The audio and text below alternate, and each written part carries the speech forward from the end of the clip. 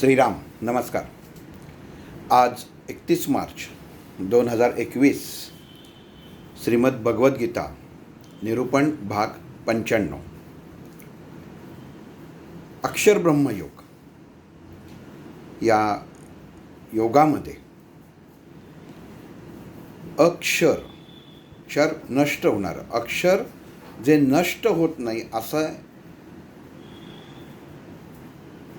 तत्व म्हणजेच परमात्मा आणि त्याचा आपल्याशी होणारा संयोग. पुढं आता हा योग संपल्यानंतर राजविद्या आणि राजगुह्य असं ह्या योगाचं नाव आहे. राजविद्या राजगुह्य. जेव्हा हा योग नाव वाचलं आणि मनामध्ये अनेक विचार आले की राजविद्या आणि राजगुह्य म्हणजे ह्याच्यात काय असेल. वास्तविक जसं भगवद्गीतेमध्ये जशी भगवद्गीता पुढं जात आहे तसं भगवंत ऐकणाऱ्याला, स्वतःच्या भक्ताला, मी स्वतःच्या भक्ताला एवढ्यासाठी म्हटलं की भगवद्गीता सुद्धा सगळ्यांच्या नशिबात नसते. आज मी सुद्धा रेकॉर्ड करून पाठवतो, किती जण बघतात हे सांगू शकत नाही, किंवा किती जणांनी पाहावी म्हणून मी ती करत नाही. माझ्या मनाला आनंद काय. आपल्या सद्गुरूंनी, ज्यांना मी गुरु मानलं, त्या डॉक्टरांनी आपल्याला काय ज्ञान दिलं याची उजळणी आपल्या ज्ञानाच्या विचारांनी करत आहे. आणि ही उजळणी भगवंत श्रीकृष्णांनी अर्जुनाला सांगितली. जेव्हा एखादी गोष्ट प्राप्त होते, एखादा विद्यार्थी त्याच्या शैक्षणिक जीवनामध्ये शेवटच्या वर्षाला असतो, तेव्हा त्याला 2 दुणे 4 किंवा शिवाजी हे महाराज होते, स्वराज्याचे संस्थापक होते हे सांगायला लागत नाही. त्यांनी ते धारण केलेलं असतं, त्याच्यामध्ये ते रुजलेलं असतं. तसंच जेव्हा आपण एखाद्या विषयाचा अभ्यास करतो, एखाद्या विषयाचं ज्ञान घेतो, तेव्हा त्याच्या सखोलतेकडे, त्याच्या मुळाकडं आपल्याला जाणं खूप गरजेचं आहे. कारण ते जर तुम्ही गेला नाहीत तर ते ज्ञान तुम्हाला कुठल्याच बाबतीत उपयोगी पडत नाही. एखाद्याशी चांगलं वागा, पण चांगलं कशाला म्हणतात हे जर माहीत नसेल तर वागणाऱ्याला मी करतोय ते चांगलंच आहे असं ज्ञात होतं. हा योग समजून घेताना शब्दांचं जे व्याकरणी शब्दांचा जे अर्थ निघणार आहेत हे खूप गहन आहेत. त्यामुळं नीट लक्ष देऊन ऐकणं गरजेचं आहे. भगवंताची मूर्ती देवघरात आहे, गणपतीची मूर्ती देवघरात आहे, कृष्णाची मूर्ती देवघरात आहे. उत्तम प्रकारे रोज फुलं आणली जातात, अष्टगंध सुवासिक उगाळलं जातं, त्या देवतेला आवाहन केलं जातं,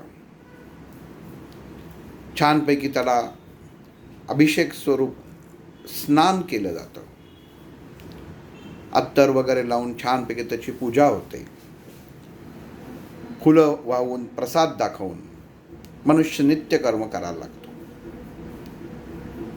पण इथं ह्या सगळं ह्या ज्या कृती आहेत या बाह्य कृती आहेत. भगवंताशी किती एकरूप होतो. भगवंतानी जे विचार मांडले त्याच्यावरती किती अंमल करतो आणि त्याचा स्वतःच्या जीवनामध्ये किती उपयोग करतो हे महत्त्वाचं आहे. ह्याचं कारण असं की जी गोष्ट तुम्ही करता तसं जर कारणच माहीत नसेल तर ती गोष्ट फलद्रूपच होत नाही.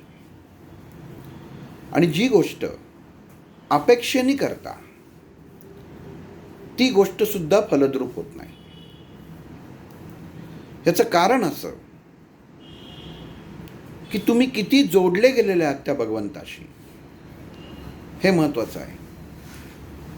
वर वर करणं, जसं गणपतीमध्ये बरेच जण येतात की 10 दिवस इतकं सुंदर उत्सव करतात, त्याच्यानंतर नवरात्रामध्ये गणपतीमध्येच गौरी जेवण असतं. काही काही जणांच्या घरामध्ये इतकी सुंदर सजावट असते, पण ती सजावट असते. भगवंताशी एकरूपता किती हे कळणं गरजेचं आहे. आणि बाह्य लोकांना कळणं, बाहेरच्या लोकांना कळणं गरजेचं नाही आहे, तर आपलं आपल्याला कळणं गरजेचं आहे. आणि आपलं आपल्याला कळलं म्हणजेच आपल्या शरीरात जो स्थित परमात्मा चैतन्यरूप ज्योत आहे त्यालाही कळतं. म्हणजेच इथे भगवान श्रीकृष्ण अर्जुनाला म्हणतात की जो मला ओळखतो, मी सांगतोय तसं अनुकरण करतो, तोच फक्त मला प्रिय आहे. याच्यावरनं जर आपण विचार केला तर कदाचित बऱ्याच जणांचं असं वाटेल आम्ही तर श्रीकृष्णाचं काही करत नाही, म्हणजे आम्ही काय त्याच्या जवळ नाही का? मग भगवंतांचंच फक्त भगवान श्रीकृष्णाचंच अध्ययन केल्यानंतरच सगळं प्राप्त होणार आहे का? मग बाकीच्या देवदेवता खोट्या आहेत का? असा मनामध्ये प्रश्न उत्पन्न होऊ शकतो. म्हणून भगवंतानी इथं काय सांगितलेलं आहे? बोलतंय कोण? श्रीकृष्ण. आहे कोण? आत्माधारण केलेला देह, जो मुळात परमात्मा आहे, पण आत्ता त्या परमात्म्यापासून स्वतःला त्यांनी वेगळं केलेलं आहे आणि अवतार घेऊन तो अर्जुनासमोर मनुष्यरूपी देहामध्ये समोर उभा आहे. आणि श्रीकृष्ण अर्जुनाला सांगतोय, मला जे भजतील, भजतील जरा शब्द चा उच्चार चुकीचा झाला, मला जे भजतील तीच लोक, माझ्याशी जी एकरूप होतील तीच लोक त्या परमात्म्यामध्ये सामील होतील. आणि अर्जुना, तुला हे सांगायचं कारण असं की तू तसा आहेस, तू माझ्याशी एकरूप आहेस. मी जसं सांगतो त्याच्यामध्ये त्या अनुषंगाने आणि त्याच मार्गावरती तू चालतोयस. आता हा योग सांगताना भगवंतांनी चालाकी कशी केली बघा. अर्जुनाची इथं स्तुती केली की हे पार्था, तू जसा मी सांगतोय तसा तू त्या रस्त्यानी, त्या मार्गाने तू चालत आहेस, त्या विचारांनी तू चालत आहेस.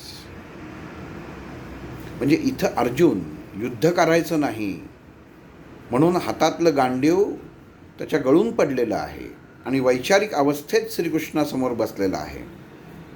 आणि इथं श्रीकृष्ण उलटं सांगताय की तू मी सांगतो ते ऐकतोस. म्हणजेच काय, भगवंतांचा याच्यामध्ये उद्देश काय होता की अर्जुन ह्या ना त्या कारणाने युद्धास तयार व्हावा. म्हणजे अर्जुनाच्या मनावरती ते बिंबवत आहेत की मी सांगतोय ते तू ऐकतोस, म्हणून तू मला जवळ आहेस आणि म्हणून मी तुला हे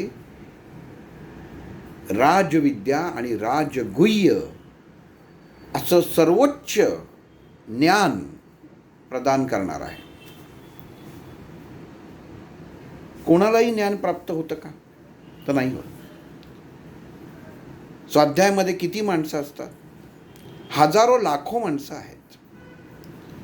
पण त्याच्यात भगवंताशी एकरूप किती असतात. आणि मी परत सांगतो, तुम्ही एका जागी 45 मिनटं बसलात, 10,000 जप केलेत, 1,00,000 जप केलेत, म्हणजे भगवंताशी एकरूप झालात असं नाही. तुम्ही जेव्हा भगवंताशी एकरूप होता तेव्हा आपोआप तुम्हाला कळत असतं की मी तिथं एकरूप आहे का नाही. जप संख्या बरेच जण मोजतात. आता यंत्र आलंय. 1,00,000, 2,00,000, 10,000, 15,000. नंतर फोन करून सगळ्यांना सांगायचं आज मी 30,000 वेळा जप केला. मग नंतर सांगायचं मी आज संध्याकाळी पण करणार आहे 30,000, म्हणजे आजचा माझा 60,000 झाला. कशाला? ज्याला मोजाचं आहे तो बघेल ना. तुम्ही एकदा हाक मारा.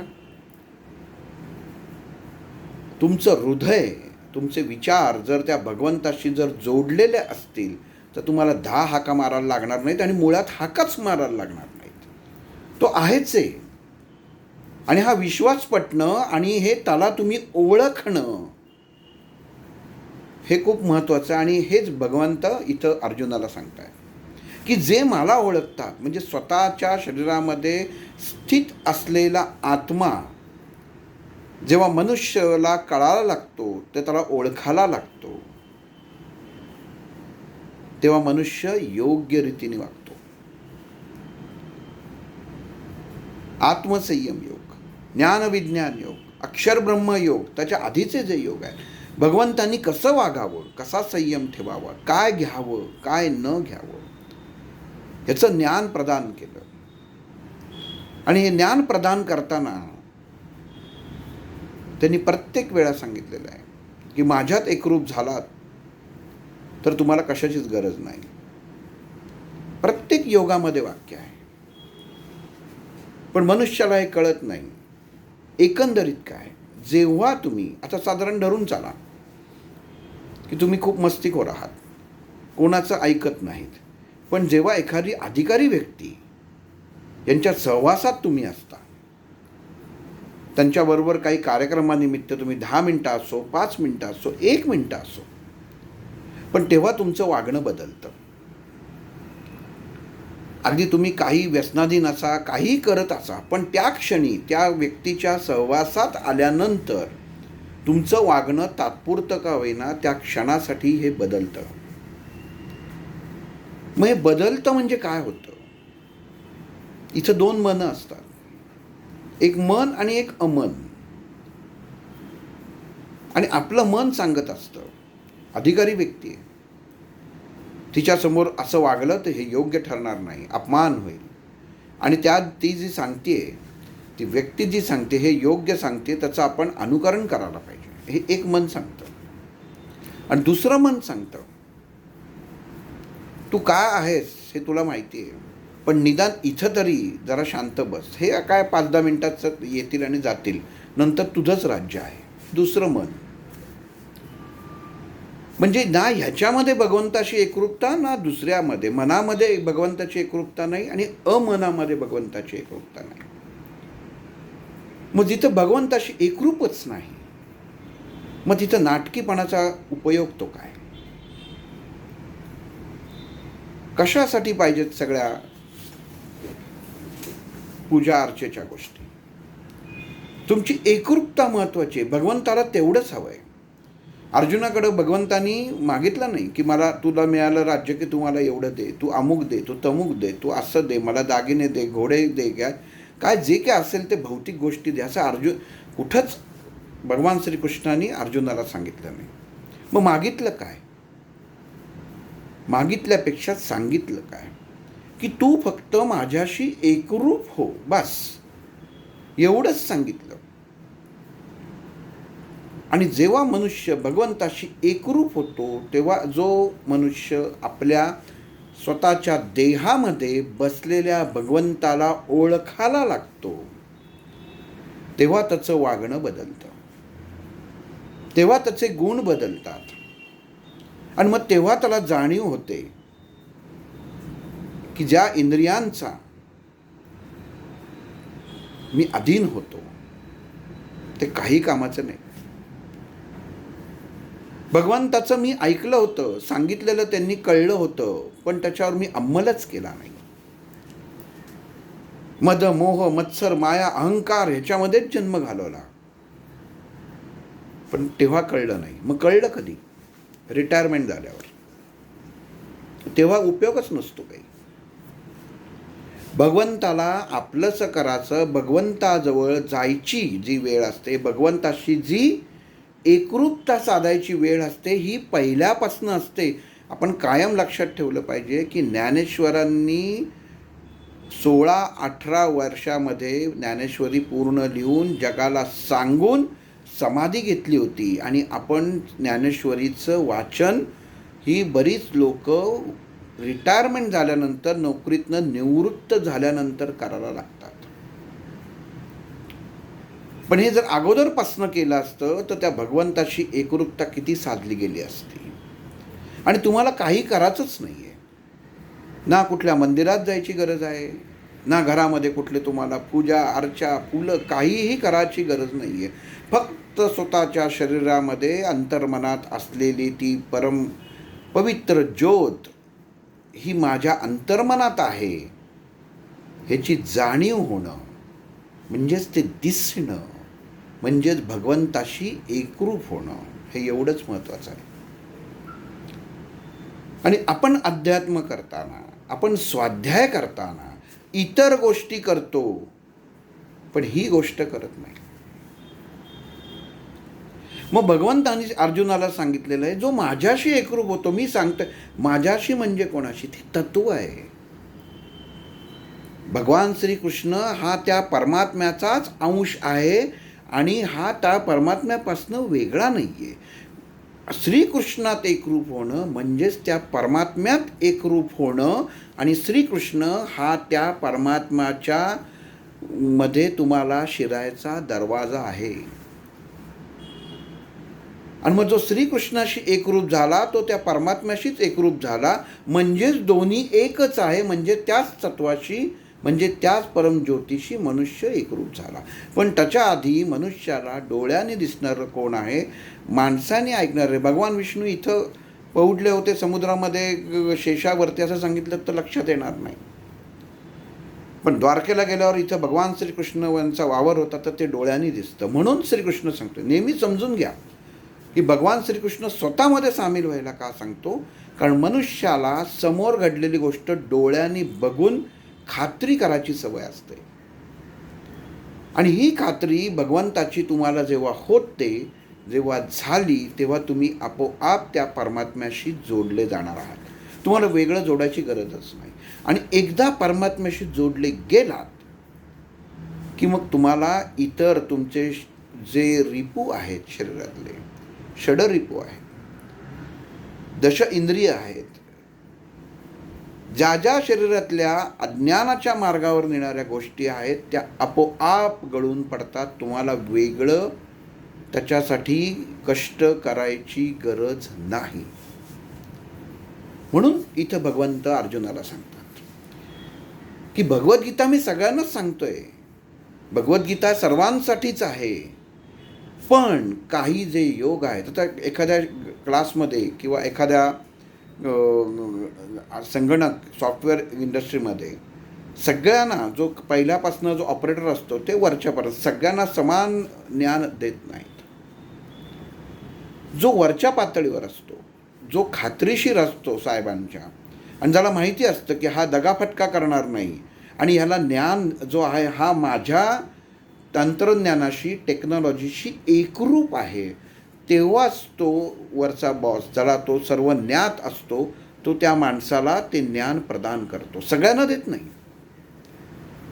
आधी खात्री करून घेतो की हा कुठं फुटणार नाही ना, ह्याचा व्यवसाय करणार नाही ना, म्हणजेच काय तर भौतिक गोष्टीत अडकणार नाही ना. थोडक्यात हे भगवान श्रीकृष्णाच्या दृष्टिकोनातनं पाहिलं तर येतं. आणि मग तसं मनुष्य जीवनामध्ये त्याच्या मनुष्यावरती येणारी संकट, मनुष्य जीवनामध्ये मनुष्यावर निर्माण होणारे आघात, त्रास हे राहतच नाहीत. कारण भगवंताशी तुम्ही जेव्हा एकरूप जाता तेव्हा तुमची विचारसरणी ही बदलत जाते. मला करोना होईल का, मला अमुक होईल का, मला तमुक होईल का, हा विचारच तुमच्या मनामध्ये उत्पन्न होत नाही. कारण तुम्हाला खात्री पटते की भगवंत जे करेल ते योग्यच करेल. त्यामुळं हा प्रश्न तुमच्या मनामध्ये निर्माणच होत नाही. आणि ज्यांनी निर्माण केलेला आहे त्यांनी काहीतरी कारणासाठी निर्माण केला, ह्याचा अभ्यास व्हावा. हे का होतंय, का घडतंय, ह्याचा अभ्यास व्हावा. आणि ह्याच्या पाठीमागं भगवंताची इच्छा काय आहे ह्याचा अभ्यास व्हावा. हे वाढलंय का, तर ह्याचा अभ्यास न करता भगवंतानी हे का घडवून आणलंय ह्याचा अभ्यास करणं गरजेचं आहे. आणि त्याच्यामध्ये मी आहे का नाही हे मनुष्याला माहीत नसतं. आणि म्हणून मग ते 100 प्रकार आपण जे करतो, वाफ घेणं, ते घेणं, सगळं घेणं, अगदी सर्वसामान्य त्याच्यामध्ये मनुष्य ह्या गोष्टींच्या पाठीमागं जातो. आणि जायला पाहिजे, मी असं नाही म्हणत नाही आहे. पण जो भगवंताला ओळखतो तो एवढंच म्हणतो की मी सर्व नियम पाळीन. आणि हे नियम पाळून भगवंत जे काय करतोय हे योग्य आहे. उद्या मला एखादी जर समजा गोष्ट, प्रासंगिक गोष्ट, समजा करोना, उद्या त्याचं फेस करायला लागलं, तर भगवंतावरती आपला विश्वास हवा की तो मला याच्यातनं बाहेर काढणार आहे. मला झाला म्हणजे त्याला झालेला आहे. आणि मनुष्यानी कायम लक्षात ठेवायचे, हा जो देह आहे हा आपला नाही, हा त्याने दिलेला आहे. आणि ज्याचा देह आहे, एखाद्याने घेतलेली गोष्ट ज्याची त्याला परत द्यायलाच लागते. त्यामुळे कायम लक्षात ठेवायचं की फक्त तो, फक्त परमात्मा, हे एवढंच लक्षात ठेवलं पाहिजे. तुम्ही कुठल्याही मार्गाने जा, मागच्याच निरूपणात सांगितलं, कुठल्याही नदीने जा, शेवटी मिळणार आहे त्याच सागराला. या मार्गाने जा, त्या मार्गाने जा, यांचं अध्यात्म वेगळं असतं, ह्यांचं वेगळं असतं, ह्यांचं सगळं सांगतात, ते सांगतात, काही नाही. कुठूनही जा, सत्य, सत्विक आणि सात्विक असेल तर ते त्याच परमात्म्यापाशी येऊन थांबणार आहे. आणि जर नसेल तर तुमचा मध्येच विनाश होणार आहे, हे निश्चित आहे. स्वतःच्या हाताने विनाश तुम्ही करून घेणार आहात, हे नक्कीच आहे. आणि ह्याच्यासाठी भगवान श्रीकृष्णाने अर्जुनाला इथं सांगितलेलं आहे की हे ज्ञान सर्वांसाठी नाही आहे, हे स्पेशल खास लोकांसाठी आहे. विज्ञान मी मांडलं, ज्ञान दिलं, ज्ञानाला जोडीला विज्ञान मांडलं, हातामध्ये काडेपेटी दिली, त्याच्यामध्ये काडी आहे, त्याला गूल आहे, गंधक आहे, आणि जेव्हा घर्षण होणार आहे तेव्हा तो अग्नी प्रगट होणार आहे. हे ज्ञान मी समोरच्याला दिलेलं आहे. पण ती काड्याची पेटी, ते अग्नी त्या पेटीत दडवून का ठेवलेलं आहे ह्याचं ज्ञान सुद्धा प्राप्त होणं गरजेचं आहे. आपण साधा विचार केला तर म्हणजे त्याच्यात का आत्ता आम्हाला गरज नाही आहे म्हणून काडेपेटीत आम्ही काडी ठेवून दिली, जेव्हा गरज आहे तेव्हा काढली, तेव्हा घासली आणि पेटवला गॅस, असं सर्वसामान्य माणसांचं उत्तर असतं.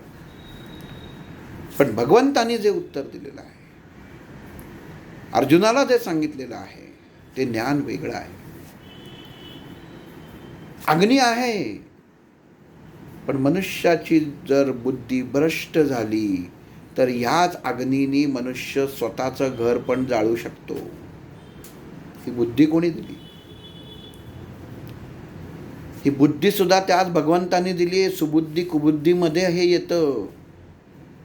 म्हणजे गोष्ट तुम्हाला ज्ञान दिलंय, ह्या काडेपेटीमध्ये असलेली काडी ही अग्नी प्रज्वलित करू शकते. पण जर बुद्धी भ्रष्ट असेल तर मनुष्य त्याच्यापासून दुर्घटनेला कारणीभूत ठरू शकतो. म्हणून हे घडू नये, अशी बुद्धी होऊ नये.